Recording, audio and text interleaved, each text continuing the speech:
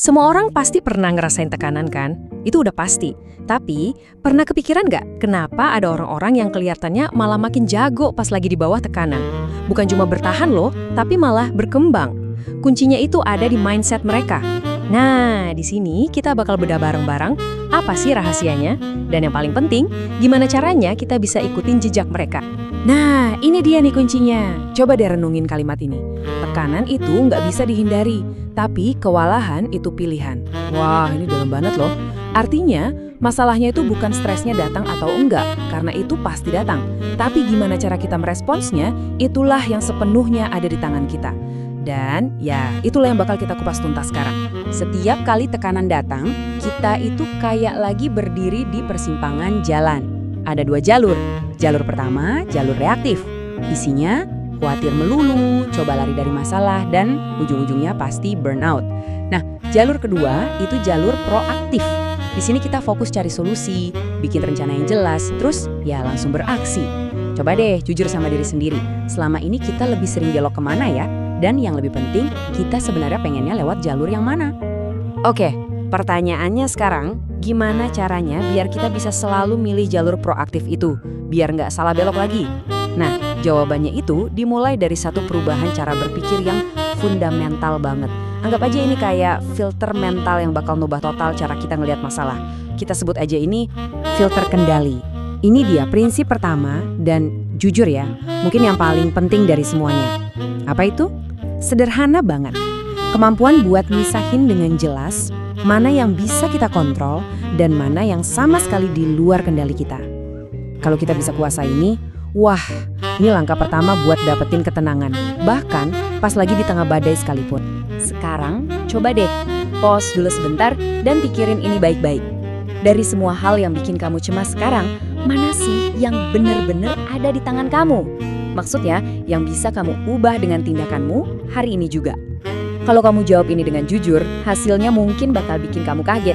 Nah, ini dia perbedaannya. Orang-orang yang efektif itu, mereka sama sekali nggak mau buang-buang energi di kolom kanan. Omongan orang, kondisi pasar, bahkan hasil akhirnya sekalipun, itu di luar kendali. Jadi mereka alihkan 100% fokus dan tenaga mereka ke kolom kiri. Kenapa? Karena disitulah magicnya terjadi. Keputusan kita, usaha kita, sikap kita. Cuma di area inilah kita bisa bikin kemajuan. Sisanya cuma gangguan yang ngabisin tenaga aja.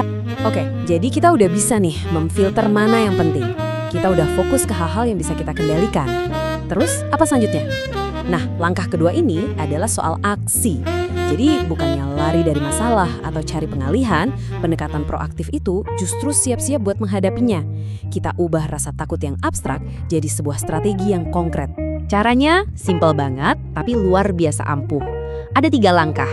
Pertama, identifikasi monsternya. Maksudnya, apa sih ancaman yang sebenarnya bikin jadi jelas? Kedua, rancang senjatanya. Oke, respon spesifik apa yang bakal kita lakuin? Dan yang ketiga, ini yang paling krusial, langsung lakukan langkah pertama. Nggak peduli sekecil apapun itu. Begitu kita lakuin ini, kecemasan yang tadinya nggak jelas bentuknya, langsung berubah jadi misi yang jelas. Ingat-ingat ini baik-baik ya. Rencana itu adalah obat penawar paling manjur buat rasa cemas. Serius, pas pikiran lagi ruwet banget, sebuah rencana aksi yang simple itu bisa jadi kayak kompas yang menenangkan. Rencana itu ngasih kita kendali kembali justru di saat kita lagi ngerasa paling nggak berdaya. Tapi, tunggu dulu. Punya mindset paling keren dan rencana paling matang di dunia pun, ya nggak ada gunanya kalau bensin kita habis. Ini yang ngebawa kita ke pilar ketiga yang sering banget diremehin, yaitu persamaan energi. Intinya, kalau mau pikiran kita beres, kita harus beresin dulu bahan bakarnya. Nomor 1, dan ini fondasi yang sama sekali nggak bisa ditawar. Tidur yang cukup. Kenapa? Karena kurang tidur itu bikin otak rasional kita jadi lemot, dan bagian otak emosional yang justru ngambil alih. Coba deh, bikin keputusan penting pas lagi ngantuk berat. Hampir mustahil kan? Jadi tidur itu bukan kemewahan, tapi sebuah keharusan yang strategis. Yang kedua, bahan bakar yang kita masukin ke badan. Gampangannya gini deh, coba bandingin rasanya, energi kita, sama kejernihan pikiran kita setelah makan makanan manis atau junk food dibanding setelah makan makanan yang benar-benar bergizi. Beda banget kan? Makanan itu bukan cuma buat perut kenyang, tapi buat performa otak juga. Apa yang kita makan hari ini, itu nentuin kualitas keputusan kita besok. Dan yang terakhir, yang ketiga, pilih baik-baik lingkungan dan lingkaran pertemanan kamu. Kenapa? Karena energi itu nular. Kalau kita dikelilingi orang-orang yang isinya ngeluh terus dan negatif, baterai mental kita itu bakal kesedot abis, cepet banget. Sebaliknya, lingkungan yang positif dan saling dukung itu bisa jadi kayak power bank buat kita. Jadi, pilih dengan sangat-sangat bijak. Jadi intinya apa? Ya ini, keputusan yang bagus itu butuh energi yang bagus. Simple. Kalau kita mau tetap bisa berpikir jernih pas keadaan lagi kacau balau, ya kita harus pastiin tangki energi kita, baik itu fisik, mental, maupun sosial, selalu penuh. Jadi, apa kesimpulan dari semua ini?